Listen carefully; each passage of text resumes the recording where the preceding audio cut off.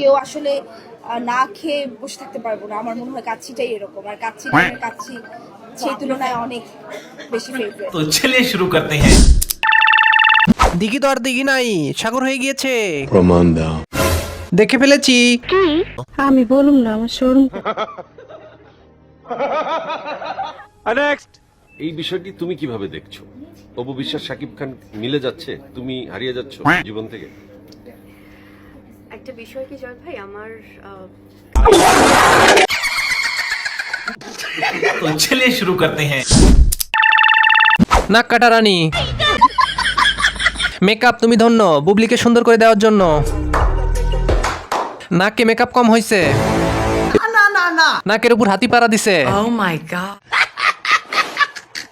বুবলিকে কেমন জানি বিধবা বিধবা লাগছে, অথচ শাকিব খান জীবিত আছে।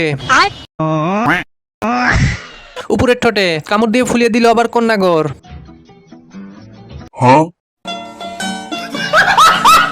শাকিব খানের সাথে অপুকে ভালো মানায়।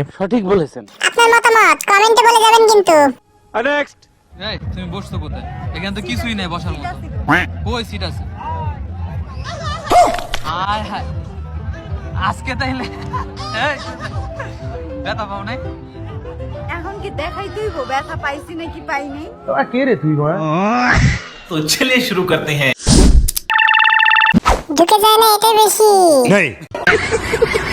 আসলে এটা কোনো ব্যাপার না, অভ্যাস আছে। সবই বুঝলাম, কিন্তু এটা কি? কি সুন্দর। আর কিছু পারি আর না পারি, সারাদিন মোবাইল টিপতে পারি।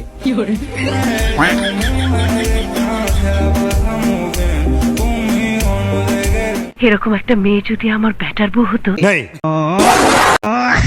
तो चलिए शुरू करते हैं। কয়জনের হাত দিয়ে জানি তৈরি করা এত বড় বড় জিনিস, এত নিচে নামলো কেমনে?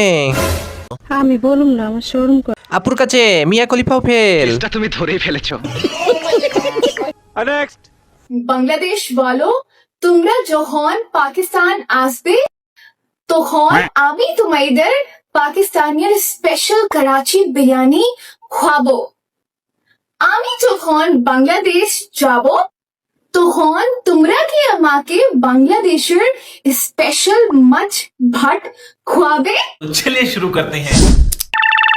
আরে ৭১ যুদ্ধের পর আমগো দেশে শাহবাগী রাইখা সব হুড়পড়ি নিয়ে গেছে পাকিস্তান। বলেন কি?